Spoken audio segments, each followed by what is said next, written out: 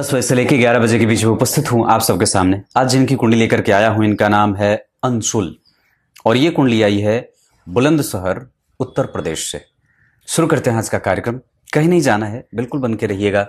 ये आपके सामने कुंडली बनी है और सबसे पहले मैं आपको इनके पंचांग से परिचय कराऊंगा, लेकिन पंचांग से भी पहले आपको मैं कुछ चीजें बताता हूं। सबसे पहले तो जय श्री कृष्णा अवश्य लिखिए। कार्यक्रम देखने के बाद आप लोग को जो मैं कहता हूं तो आप लोग लिखते हैं, उससे मुझे बड़ा हर्ष होता है कि चलो कम से कम मेरी बात लोग मान रहे हैं और सुन रहे हैं, और ये सबसे अच्छी बात है। मैं पता नहीं दिन में कितनी बार जय श्री कृष्णा लिखता हूं, पर ये मेरे लिए भी अच्छी बात है और आपके लिए भी अच्छी बात होगी। तो जय श्री कृष्णा के साथ ऊपर जय श्री कृष्णा लिखे, नीचे अपना डेट ऑफ बर्थ, टाइम और प्लेस, और फिर उसके नीचे अपना प्रश्न, और रविवार का कार्यक्रम देखा करिए।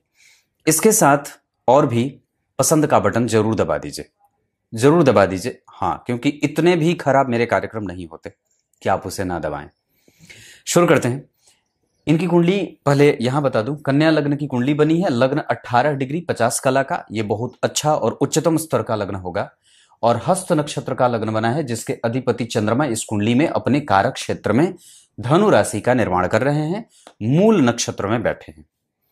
शुक्र बैठे हैं 5 डिग्री 50 कला पे और मंगल 0 डिग्री के। मंगल का प्रभाव इस कुंडली के लिए वैसे अच्छा होता भी नहीं है, और मैं समझता हूं कि अष्टमेश और दुह स्थान के अधिपति, जैसे त्रिक भाव जो होता है, तीसरा, छठा, 8वां और 12वां, अगर वो उस भाव के अधिपति कमजोर हो रहे हैं तो हमें बहुत ज्यादा परेशान होने की कोई आवश्यकता नहीं होती है। यहां अष्टमेश हैं, लग्न में बैठे हैं 0 डिग्री पे, उत्तरा फाल्गुनी नक्षत्र में बैठे हैं और सूर्य बैठे हैं, उत्तरा फाल्गुनी नक्षत्र सूर्य का होता है, और सूर्य बैठे हैं जन्म कुंडली में, अपना नीच भंग कर रहे हैं क्योंकि शनि वहीं बैठे हैं और शुक्र केंद्र में आ रहे हैं। हालांकि सूर्य का जो नीच भंग होगा वो काफी उतना बढ़िया नहीं होगा, क्योंकि सूर्य भी नीच के हैं और शुक्र भी नीच के हैं। परंतु मैंने ये बात सूत्र में बताई थी कि कन्या लग्न की कुंडली के लिए शुक्र चाहे नीच के भी होकर के लग्न में बैठेंगे फिर भी खराब नहीं होंगे, मतलब वो कमजोर नहीं होंगे।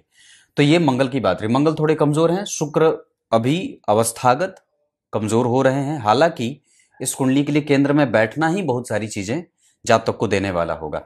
द्वितीय भाव में शनि 14 डिग्री के अवस्थागत बहुत बढ़िया मजबूत, सूर्य 22 डिग्री के ढलान पे और बुध 27 डिग्री के, ये भी ढलान पे है, मतलब वृद्धावस्था को प्राप्त करने वाले हैं या मृत्यु को प्राप्त करने वाले हैं। वृद्ध के बाद मृत्यु हो जाता है, ग्रह मृत्यु हो जाती है। इस वजह से गुरु का केतु और राहु के संपर्क में होना और आगे चंद्रमा और पीछे बुध का बैठना गुरु को एक अच्छा नेचर देगा, जिसके कारण हालांकि व्यक्ति की जो प्रवृत्ति है वो बहुत अच्छी रहेगी, वो कमजोर बुद्धि का नहीं होगा, ऑप्टिमिस्टिक विचारधारा का होगा और उसकी दिनचर्या ठीक रहेगी। चतुर्थ स्थान में चंद्रमा का बैठना 11 डिग्री 6 कला, मूल नक्षत्र में धनु राशि के अधिपति इससे पीछे बैठे हैं। चंद्रमा से पिछले भाव में गुरु का जाना जातक को कई बार जिद्दी, हठी, गुस्सैल, क्रोधी और कामी बना सकता है। अब मैं आपको इनकी कुंडली के पंचांग पे लेके आता हूं। इनका जन्म हुआ है दक्षिणायन 1905 शक संवत में। दक्षिणायन में जन्मे हैं, इस वजह से इनकी कुंडली में शनि, मंगल, राहु, केतु और बुध भी अब यहां पापक होंगे, क्योंकि एक क्रूर और एक पापक ग्रह के संग बैठे हैं। इस वजह से यहां बुध भी पापक हो जाएंगे। तो टोटल कितने ग्रह पापक हुए? शनि, मंगल, राहु, केतु और बुध, यानी कि शनि, मंगल, राहु, केतु, बुध 5 ग्रह इनकी कुंडली में पापक हो गए। तो शुभ ग्रह कितने बचे? एक शुक्र जो कि नीच के हैं, दूसरे गुरु जो कि अच्छे भाव में नहीं बैठे हैं, एक चंद्रमा जो इनकी कुंडली में शुक्ल पक्ष के पंचमी तिथि के होने के कारण पापक वो भी हो जा रहे हैं। इसका अर्थ है कि इनकी कुंडली में टोटल 6 ग्रह पापक और शुक्र और गुरु मात्र 2 ग्रह शुभग बन रहे। अब इस कुंडली का जो सारा दारोमदार है वो पापक ग्रहों पे आएगा, और जब जन्म कुंडली में शनि और मंगल का प्रभाव कमजोर होगा तो इनकी स्थिति को वो कमजोर करने वाले और भी हो जाएंगे और विवश करेंगे जातक को मेहनत करने के लिए। इनका जन्म हुआ हेमंत ऋतु में, इस वजह से व्यक्ति प्रेमी किस्म का होगा, प्रेम को समझेगा, आदर करता है, लोगों में बड़ी अच्छी उसकी समझ विकसित होती है, पूजनीय होता है समाज में। मंगलवार को जन्मे हैं, इस वजह से, और मंगलवार को जन्मे हैं और मंगल यहां बली हो जाएगा, क्योंकि कोई भी ग्रह अपने वार में बली होता है, तो मंगल बली हो जाएंगे तो व्यक्ति के जीवन में एक अद्भुत तरीके का एहसास देखने को मिलेगा। वो बहुत साहसी होगा, वो हठी होगा, और किसी भी काम को जब वो उतर जाए उस कार्य क्षेत्र में तो बिल्कुल उसको हाँ करके ही छोड़ता है।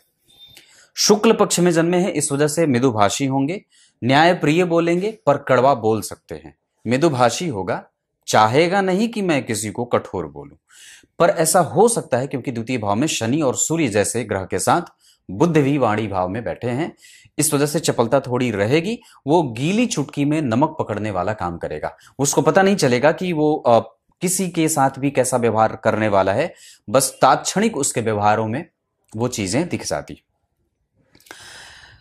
आगे बढ़ता हूं। शुक्ल पक्ष के पंचमी तिथि के चंद्रमा पापक होते हैं, और आप लोगों को मैं एक बात बताऊं, अगर आपकी कुंडली में चंद्रमा पापक हैं, इसका अर्थ होगा कि वो थोड़े कमजोर हो रहे हैं या फिर आपको वो मानसिक शांति नहीं दे रहे हैं। क्योंकि मूलतया जो जन्म कुंडली में चंद्रमा की राशि होती है वो चतुर्थ भाव में बनी होती है, और चंद्रमा यहाँ 11 डिग्री के अवस्थागत बहुत अच्छे हैं, और चतुर्थ स्थान से चंद्रमा का संबंध मातृपक्ष को मजबूत करता है, व्यक्ति के मन मस्तिष्क को हर्षित रखता है, खुश रखता है, और प्रसन्नचित व्यक्तित्व का व्यक्ति होता है। वो कभी भी कमजोर मानसिकता के साथ आगे नहीं बढ़ता है, और बेवजह की लापरवाही नहीं करता है। लापरवाही बेवजह की नहीं होती, लापरवाही लापरवाही होती है। गांधी जी ने बात कही थी कि भगवान किसी को लापरवाही न दे ना, भगवान किसी को ना समझी न दे, क्योंकि नासमझी लापरवाही से ज्यादा खतरनाक होती है। आप लापरवाह हो सकते हैं पर नासमझ मत होना। और नासमझ आपकी कुंडली में वाणी भाव से दिख रहा है, आपका कम्युनिकेशन अच्छा है क्योंकि तीसरे भाव में गुरु बैठे हैं, पर भगवान वो वृश्चिक राशि के ज्येष्ठा नक्षत्र में बैठे हैं, जिसके कारण व्यक्ति का ध्यान नौकरी की तरफ जाता है, और वो कैलकुलेटिव माइंडसेट के साथ अपने लक्ष्यों का निर्धारण करता है, चपलता से किसी चीज को पकड़ता है और गंभीरता से उसका उत्तर देता है। समझिएगा, मूल नक्षत्र के लोगों का प्रभाव कैसा होता है। सबसे पहले तो ये धनी होते हैं, अभिमानी नहीं होते, ज्ञानी होते हैं, गुणवान होते हैं, मामा मामी से इनके संबंध बहुत अच्छे होते हैं कई बार, और कई बार तो बहुत आगे चल करके बिगड़ जाते हैं। मूल नक्षत्र में जन्मे होने से यहाँ पे व्यक्ति के पास लोगों को समझने की शक्ति बड़ी अद्भुत होती है, और वो चीजों को बहुत ही गंभीरता से जान जाता है। बहुत पहले से ही उसके दिमाग में बहुत सारी चीजें, उसका फ्रेमवर्क एक बन जाता है, डायफ्राम जिसको बोलते हैं, वो जो बोलते हैं ना एकदम एकदम बिल्कुल वो सारी चीजें बिल्कुल एकदम व्यवस्थित हैं, तो ऐसा वो रहता है। आलसी हो सकता है, प्रमादी हो सकता है, महिलाओं के बीच में घिरा रहने वाला होता है, अपने से बड़ी उम्र की महिलाओं से उसको प्रेम हो जाता है, ये चीजें होती हैं। यहां पे जो स्थिति मैं देख रहा हूं उसके आधार पे चंद्रमा मूल नक्षत्र में और केतु बैठे हैं तृतीय भाव में। अब ये स्थिति व्यक्ति को पार्शिक धार्मिक बनाएगी, मतलब वो प्रत्यक्षतया धार्मिक नहीं होगा। उसको आप बोलेंगे, जब उसको चीजें महसूस होंगी तब वो ईश्वर की शरण में जाता है, और कई बार तो वो सिर्फ परीक्षा के समय पे ही भगवान के सामने जाता है। क्योंकि धर्म भाव में राहु बैठे हैं तो वो दिखा दिखा करके धार्मिक करेगा या धार्मिक कृत्य करेगा, लेकिन जब वो देने पे आएगा किसी को भी कोई चीज, जैसे दान स्वरूप में बात कर रहा हूं, अगर वो कुछ भी देने को हो तो वो फिर अपने थैले में नहीं देखता कि उसके पास क्या है, वो सर्वस्व दे देता है। ऐसी चीजें होती हैं।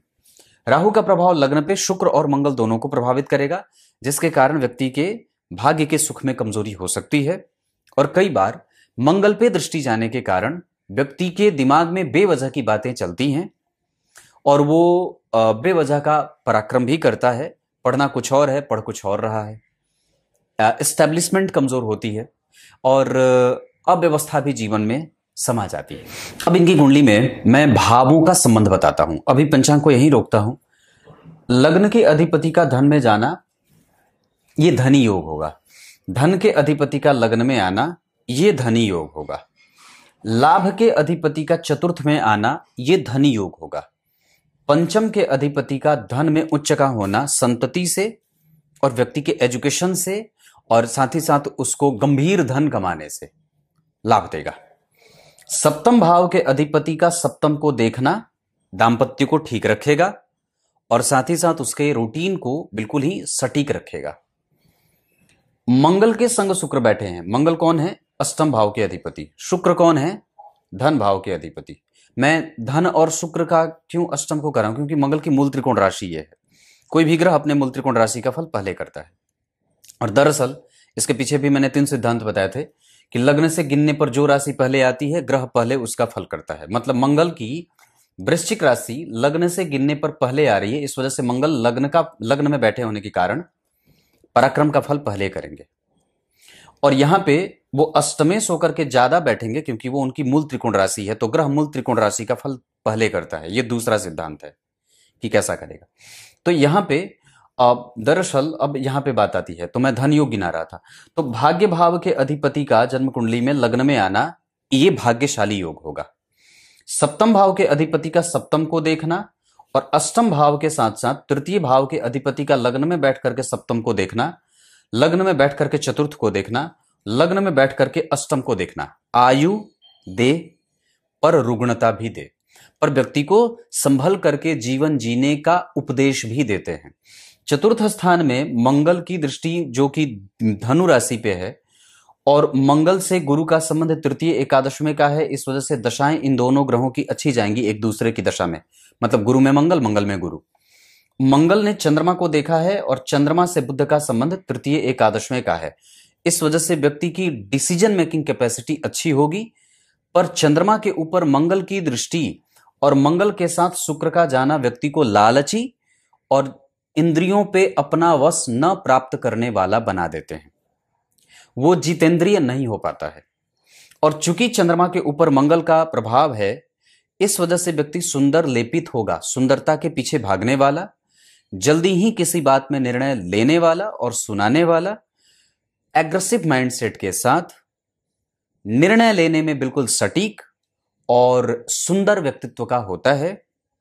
चंद्रमा से शुक्र केंद्र में है, इस कारण से भी व्यक्ति के जीवन में जो चीजें बनेंगी वो सुंदरता का परिचायक बनेंगी। ये व्यक्ति सुंदर है, सुंदर बुद्धि का है और सुंदर ही चीजों को पसंद करता है। लग्न में शुक्र और मंगल, कई बार लोग आपको लंपट योग कह देंगे, पर मैं ऐसा नहीं कहूंगा। ये व्यक्ति के टेस्ट को क्लियर करता है, व्यक्ति को रिस्पॉन्सिबल बनाता है, क्योंकि चंद्रमा केतु के बैठे हैं मूल नक्षत्र में और शुक्र जो बैठे हैं वो उत्तरा फाल्गुनी के हैं और सूर्य व्यक्ति को पहले से ही विशाखा नक्षत्र में बैठने के कारण व्यक्ति को मोरालिटी देते हैं। क्लियर है? उसकी मोरल वैल्यू कभी भी खत्म नहीं होती है और वो सदैव ही रिस्पॉन्सिबल होता है। समाज को गलती भले दे न दे, अपनी गलती वो जल्दी ही स्वीकार कर सकता है। अगर ये गुण नहीं है तो इस सद्गुण का विकास व्यक्ति को करना चाहिए। क्षत्रिय वर्ण और राक्षस गण में आपका जन्म हुआ है देवता, इस वजह से सबसे अच्छी बात होगी कि आप कम से कम पराक्रमी हैं। लग्न में बैठे शुक्र नीच के हैं, इस वजह से कई बार आपको आलसी बना सकते हैं। पर मंगल के प्रभाव के कारण शुक्र के प्रभावों में कमजोरी देखी जाएगी और मंगल और चंद्रमा के लक्ष्मी संपन्न योग बनाने के कारण व्यक्ति अपने पैरों पर खड़ा होना चाहता है। एक बात और बता दूं, गुरु के साथ मंगल दोनों का प्रभाव जन्म कुंडली के सप्तम भाव पे है, इस वजह से पति के साथ मतभेद ना करें, क्योंकि यहां पे अग्नि तत्व और वायु तत्व का समावेश हो रहा है। यहां जल तत्व की राशि पे मंगल की दृष्टि और गुरु की वृश्चिक राशि से बैठ करके सप्तम भाव पे दृष्टि, सप्तमेश जब सप्तम भाव को देखे तो वो कभी खराब नहीं होता। अपने मित्र से वो भाव दृष्ट है, अपने मित्र से ये भाव दृष्ट है, मंगल की मित्र की राशि बनी है, भावेश भाव को देख रहा है। अगर शुभ ग्रह की राशि बनी, शुभ ग्रह वहां बैठा, कोई भी ग्रह की राशि बनी और उस भाव का अधिपति उसे देख लिया, तो अगर वो चाहे शुभग हो चाहे वो पापक ग्रह हो, अगर अपने भाव को देखेगा तो कभी उसको नष्ट नहीं करता है, उसको फ्लरिश करता है, उसमें बल देता है और उस क्षेत्र को उजागर करता है। इसका अर्थ होगा कि यहां सप्तम भाव पे गुरु की दृष्टि, जो पहले ही बुध की नक्षत्र में बैठ करके व्यक्ति को धार्मिक, पति को धार्मिक और संवेदनशील बनाते हैं। और यहां पे मंगल के प्रभाव पे के कारण, क्योंकि मंगल अष्टम और तृतीय के अधिपति हैं, इनकी दृष्टि कहीं के लिए भी बहुत अच्छी नहीं होगी। भले यहां पे मित्र की राशि को और यहां पे मित्र की राशि को और यहां पे अपनी राशि को देख रहे हैं, तो मंगल चाह करके भी बुरा नहीं कर पाएंगे। पर अष्टम भाव के अधिपति होने के कारण वो एक अनसुलझी हुई पहेली व्यक्ति के दिमाग में डालने की पूरी कोशिश में सफल होंगे। मतलब व्यक्ति को, मैंने जो बात शुरू में कही थी कि वो जहां दिमाग लगाना चाहिए वहां नहीं लगाता और जहां नहीं लगाना चाहिए वहां दिमाग लगाता है, ये जातिका हैं। और मैं लगभग जो जो भी कुंडलियां देखता हूं उसमें अगर जातिकाओं की कुंडली होती तो उसको ये बात कहता हूं कि आपको अपनी सुरक्षा का विशेष इंतजाम करना चाहिए। अपनी सुरक्षा का विशेष ख्याल रखिए। यात्रा में, कहीं सफर में जा रहे हैं उस समय ख्याल रखिए। उसके बाद अपनी सुरक्षा पे, आपके घर के आसपास कैसे लोग रह रहे हैं, उनकी दृष्टि आपके लिए कैसी जा रही है, ये दूसरी बात। अष्टम भाव के मंगल या अष्टम भाव पे मंगल की दृष्टि आपको छुरी, कैंची, चाकू, सिंह वाले जो जानवर होते हैं उनसे, विष वाले जो जानवर होते हैं उससे। उसके बाद अपने आसपास के ऐसे तीखी दृष्टिकोण वाले व्यक्तियों से बचना चाहिए जो आपके फटे कपड़े, जो आपके चाल चलन, जो आपके ऊपर बड़ी ही गंदी हरकत से, ओछी हरकत से देखते हैं। ये ऐसा होता है। तो ये मैंने बात इतनी कही, ये इतनी सारी चीजें। अब आपको मैं नवांश में लेके आता हूं या फिर और भी चीजें बताता हूं। नवांश मैं कल बताऊंगा। ये कार्यक्रम 2 हिस्से वाला है, आपको पता होगा। ये शनिवार का है ना, इस वजह से यहां पे लाभेश का जन्म कुंडली में चतुर्थ में जाना, ये व्यक्ति को माता से और मातृपक्ष से, ये कई जगह से व्यक्ति को लाभ देता है। इसके अतिरिक्त अगर आप समझेंगे तो इनकी कुंडली में, नवांश कुंडली में सूर्य उच्च के हो जा रहे हैं, नवांश कुंडली में चंद्रमा अपनी राशि के हो रहे हैं, नवांश कुंडली में शनि और शुक्र दोनों परम मित्र एक साथ भाग्य भाव में बैठ रहे हैं, जो आपको शाम में देखने को मिलेगा। और नवांश कुंडली में मंगल भी उच्च के हो जा रहे हैं। इन्होंने एक प्रश्न पूछा है, इन्होंने प्रश्न पूछा कि पंडित जी मेरा दाम्पत्य कैसा रहने वाला है, विवाह के बाद मतलब मेरा जो है वो विवाह कैसा रहने वाला है। आपका दाम्पत्य बिल्कुल ठीक है। अगर कोई पंडित जी चाहे कितनी भी कहें, पर आपका दाम्पत्य कभी खराब नहीं है। नवांश कुंडली में भी ग्रह का बल आपके पास है और वो सटीक परिणाम करता हुआ दिख भी रहा है। हाँ, बस आपको एक बात जरूर है कि आपको अपनी सुरक्षा पे विशेष ख्याल रखने की आवश्यकता होगी और बहुत जल्दी किसी की बातों में आकर के अपनी ऊर्जा का क्षरण नहीं करना होगा। ब्रह्मचर्य का पालन करिए।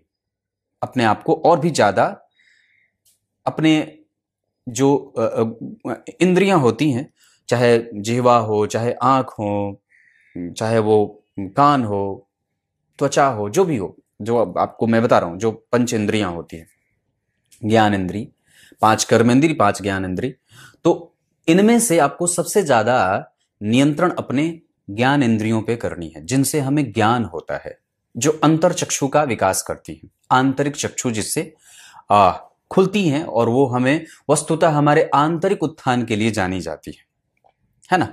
तो इस कुंडली में चूंकि मंगल और शुक्र लग्न में बैठे हैं, इस वजह से हमें अपने इंद्रियों पे वश करना है, उनको अपने वशीभूत करना है, उनके वशीभूत अपने आप को नहीं करना है। और पति अगर सत्य बोल रहे हो तो उन्हें स्वीकार करने की ताकत अपने अंदर विकसित करनी चाहिए। और मैं तो यहां तक कहता हूं कि इस कुंडली में अगर सप्तम भाव पे मंगल और गुरु की दृष्टि है तो आपका पति आपकी समझ रखने वाला है, वो बहुत अच्छा व्यक्ति हो सकता है। अगर कुंडली मिलाकर के विवाह नहीं किए होंगे तो दाम्पत्य भले परेशान हो सकता है, पर यह कुंडली सटीक है और बिल्कुल सही है। इस कुंडली में विदेश भाव के अधिपति जो सूर्य बनते हैं वो नवांश कुंडली में उच्च के हैं। लग्न कुंडली में उनका नीच भंग नहीं हो रहा है या हो रहा है। विदेश भाव के अधिपति का नीच भंग होना, क्योंकि यहां पे शनि बैठे हैं, लग्न में शुक्र बैठे हैं, पर बहुत संपूर्ण वाला नहीं हो रहा है। तो 2 तरीके से, किसी भी ग्रह का नीच भंग 4 तरीके से होता है। लग्नेश जन्म कुंडली में धन में बैठे 12वें भाव के अधिपति के साथ, यानी कि व्यक्ति की प्रवृत्ति सदैव ही बाहर जाने वाली है और वो अपनी प्रवृत्ति में सदैव वहीं बाहर जाने के लिए अपना जो है वो उद्घोष करता रहता है। और एक बात और भी यहां पे जो देखने को मिल रही है कि व्यक्ति के धनागमन के सोर्स अगर जन्म स्थान से दूर जाएं तो बहुत अच्छा रहे। दिक्कत होगी, परेशानी होगी, हो सकता है आप एक बार में सफल ना हो विदेश जाने के लिए, पर मैं एक बात और भी कह सकता हूं कि आपकी कुंडली में विदेश जाने के कई प्रतिशत योग हैं और अभी आपकी कुंडली में उसकी दशा चल भी रही है। अभी लगातार आपकी कुंडली में 2028 के जनवरी तक और कई बार तो उसके बाद तक आपकी कुंडली में लगातार विदेश जाने, विदेश से संपर्क बनाने, इंपोर्ट एक्सपोर्ट का काम करने, समाज के प्रतिष्ठित व्यक्ति से संबंध रखने और अपने आप को बहुत ही ज्यादा एनर्जेटिक बना करके अपने किसी भी लक्ष्य का संपूर्णतया प्राप्त करने का कारण बनता है। अब मैं आपको इनकी कुंडली में ग्रहों के बीच का संबंध बताऊंगा, पर उससे पहले आपको इनकी कुंडली के चलित चक्र पे आपका ध्यान लेके आता हूं। जैसे इनकी कुंडली में चलित चक्र में एक भी ग्रह बदला नहीं है सिवाय मंगल के। इनकी कुंडली में मंगल 12वें भाव में, लग्न में शुक्र, द्वितीय भाव में शनि, सूर्य और बुध जैसे कि बैठे हैं, तृतीय स्थान में गुरु, राहु और केतु के साथ। इसका अर्थ होगा कि इनकी कुंडली में जो चलित चक्र में स्थिति बन रही है उसके आधार पे व्यक्ति की कुंडली में मंगल जो 0 डिग्री पे बैठे हैं, इन्होंने अपना भाव परिवर्तन किया है। और ध्यान से समझिएगा, ये सिर्फ भाव परिवर्तन है, राशि परिवर्तन नहीं है। इसका अर्थ होगा कि इनकी कुंडली में मंगल कन्या राशि का परिणाम करेंगे, पर 12वें भाव का करेंगे। आप समझ रहे होंगे कि जन्म कुंडली में जब मंगल कन्या राशि में 12वें भाव में बैठेंगे तो जैसा परिणाम आएगा वही मंगल यहां भी ऐसे ही परिणाम करेंगे।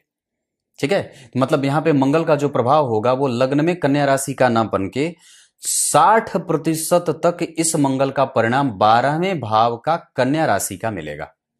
अब इस वजह से जातक कई बार बहुत ही जल्दी क्रोध और गुस्से में आकर के कोई भी निर्णय ले सकता है, अपनी ऊर्जा का परिसीमन नहीं कर सकता, मतलब उसको बैलेंस नहीं कर सकता, और कई बार वो बेवजह का पराक्रम करता रहता है। जैसे कि मैंने शुरू में बताया था, अभी थोड़ी देर पहले मैंने बात कही कि व्यक्ति बेवजह पढ़ना कुछ और है, पढ़ेगा कुछ और, करना कुछ और है, करेगा कुछ और, दिमाग कहीं और लगाना है, लगा रहा है कहीं और। मतलब हमें इसका समायोजन करना है। इनकी कुंडली में अब ये तो बात एक चलित चक्र वाली बात रही जो खत्म हो गई। सूर्य से चंद्रमा 3 घर आगे बैठे हैं। ये व्यक्ति को निपुण बनाता है, बुद्धिमान बनाता है, धनी बनाता है और सुखी बनाता है। दशम भाव के अधिपति और लग्न के अधिपति, साथ ही साथ जन्म कुंडली में पंचम भाव के अधिपति, पंचम भाव के अधिपति शनि, दशम भाव के अधिपति बुध, लग्न के अधिपति बुध, पंचम दशम और लग्न के अधिपति का चर प्रकृति की राशि में बैठना यह व्यक्ति के जीवन को बहुत ही ज्यादा श्रेष्ठता से सिद्ध करने वाला, अपने बल पे सारे कृत्य करने वाला, माता और पिता से सुख भोगने वाला, मातृपक्ष का लाभ प्राप्त करने वाला और साथ ही साथ सत्य बोलने वाला बना देता है। समझे, ये बड़ी अच्छी बात है। इसके साथ साथ इनकी कुंडली में लग्न में द्विस्वाभाविक राशि बनी है। कई बार लोग कहते हैं कि पंडित जी मेरी कुंडली में गुरु को केंद्राधिपति दोष लग गया है, क्योंकि वो 2 केंद्रों के अधिपति हैं, तो गुरु यहां केंद्राधिपति दोष से युक्त हो जाएंगे, जबकि ऐसा नहीं है। केंद्राधिपति दोष कब नहीं लगता है? जब अगर गुरु लग्न में नहीं ये बैठे होते, यहां बैठे होते या यहां बैठे होते, तब गुरु को केंद्राधिपति दोष नहीं लगता। सप्तम भाव को केंद्राधिपति दोष लगता है। मैंने ये बात बहुत पहले भी कार्यक्रम में बताया, अभी थोड़े दिन पहले भी बताया था। तो ये बात यहां से रखने वाली है कि यहां पे गुरु सप्तम और चतुर्थ के अधिपति होकर के तृतीय भाव में बैठे हैं। इस वजह से तृतीय स्थान के गुरु उतने अच्छे परिणाम नहीं देते। वो व्यक्ति को भाग्यशाली बनाते हैं, पर व्यक्ति को भाग्य पे विवश रहने वाला भी बना देते हैं। वो कई बार भाग्यवादी हो जाता है। क्लियर है? और जन्म कुंडली में पराक्रम भाव के अधिपति मृत्यु को प्राप्त कर रहे हैं, 12वें भाव का परिणाम कर रहे हैं। इस वजह से व्यक्ति पराक्रमी तो है, पर कई बार वो अपने भाग्य के भरोसे भी अपनी नैया छोड़ देता है। ऐसा जन्म कुंडली में 2 ग्रह यहां पे, 3 ग्रह यहां पे और 1 ग्रह यहां, 1 ग्रह 1 2 3 4, ये केदार योग है। इसके कारण व्यक्ति को कई बार घूम करके धन कमाने का बड़ा शौक होता है। वो अपने घर से दूर जाकर के रहना चाहता है और दरअसल उसमें उसका इंटरेस्ट भी ज्यादा होता है। ये बात इतनी। इस कुंडली में मैंने योगों पे चर्चा की, नक्षत्र पे चर्चा की, चलित चक्र पे योग बताया, उसके बाद ग्रहों का आपस में संबंध बताया। जैसे एक बात और भी याद आ गई, गुरु के सन्निकट ही शनि, सूर्य और बुध बैठे हैं। ये अपने आप में एक और भी राजयोग होगा। ये व्यक्ति को विदेशों से धन अर्जित करने के साथ साथ व्यक्ति को चीजों की परख बहुत अच्छी देता है। वो बहुत अच्छाई से समझ लेता है कि उसे किस चीज की आवश्यकता है और किस चीज की आवश्यकता नहीं है। अगर वो अपने जीवन को संपूर्णतया बहुत ही बैलेंस करके चलना चाहे तो ये कुंडली बहुत ही सटीक और सफल सिद्ध हो सकती है। कुंडली में कमजोरी क्या है? लग्न में मंगल का बैठना। कुंडली में कमजोरी क्या है? गुरु का राहु केतु के संपर्क में आकर के तीसरे भाव में बैठना। और कुंडली में कमजोरी के अधिकांश ग्रह पापक ग्रह बन रहे हैं, जिसके कारण व्यक्ति को कई बार मेहनत करने पे विवश होना पड़ता है। इसके अतिरिक्त जन्म कुंडली में भावों से भावों का संबंध देखें तो सप्तमेश दशम भाव के अधिपति का अपने भाव से 5 घर आगे जाना, यह ठीक होगा। धन भाव के अधिपति का लग्न में आना ठीक होगा। तृतीय भाव के अधिपति का लग्न में आना छोटे भाई बहनों से संबंध रखने वाला, पर उनका सुख थोड़ा कम सा मिले। चतुर्थ भाव के अधिपति का 12वें जाना, यह ठीक नहीं होता। पंचम भाव के अधिपति का उच्च का होना ऋण भाव के अधिपति का उच्च का होना व्यक्ति को ऋण से लेन देन करने के बाद बहुत अच्छे तरीके से व्यक्ति को बैलेंस क्रिएट करके पराक्रमी होने के साथ साथ व्यक्ति को गहरी रुचि देता है समाज में, और समाज की सेवा करना, लोगों को क्या देना है, अपने आप को मैनेज कैसे करना है, अनुशासित कैसे होना है, ये सब चीजें करता है। ये शनि की दशा में बढ़ सकती है। सप्तम भाव के अधिपति का सप्तम को देखना सप्तम को बल देगा। अष्टम भाव के अधिपति का अष्टम को देखना व्यक्ति के रिसर्च माइंडसेट को रखने वाला, अपने गुण को पहचानने और अवगुणों को मिटाने वाला, उसको डीप थॉट में ले जाने वाला, रिसर्चर बनाने वाला, साइंटिस्ट बनाने वाला, खुद के बल पे पराक्रम करके खुद की इच्छाओं की पूर्ति करने वाला। नवम भाव के अधिपति का लग्न में आना अच्छा होगा। दशम भाव के अधिपति का धन में जाना बढ़िया होगा। लाभ के अधिपति का चतुर्थ में जाना महाभाग्यशाली महासौभाग्यशाली योग होगा।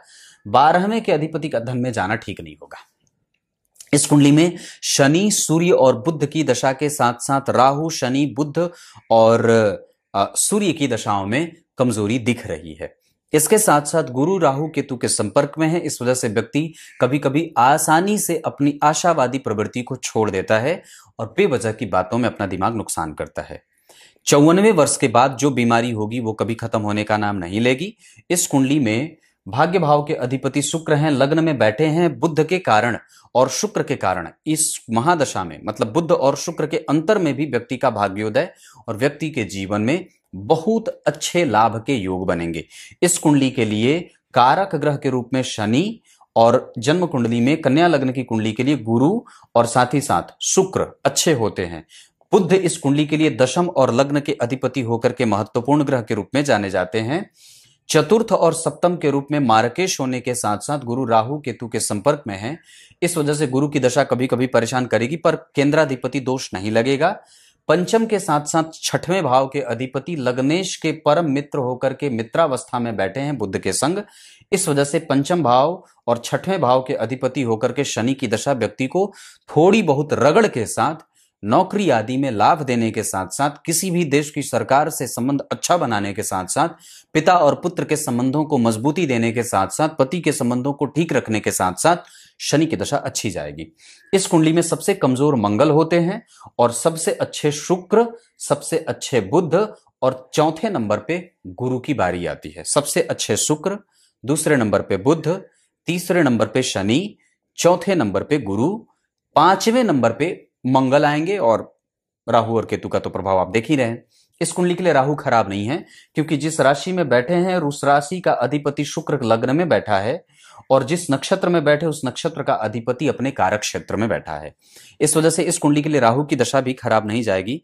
पर मैं आपको पूर्णतया बता दूं तो इस कुंडली के लिए राहु 50% तक अच्छे परिणाम करेंगे। और मैं एक बात बता दूं तो बिनसोपक बल के आधार पर इस कुंडली में बहुत अच्छा बल मिलेगा। शनि को, चंद्रमा को मिलेगा और गुरु को मिलेगा। मतलब ये ग्रह अपनी दशाओं में भी अच्छे परिणाम करेंगे।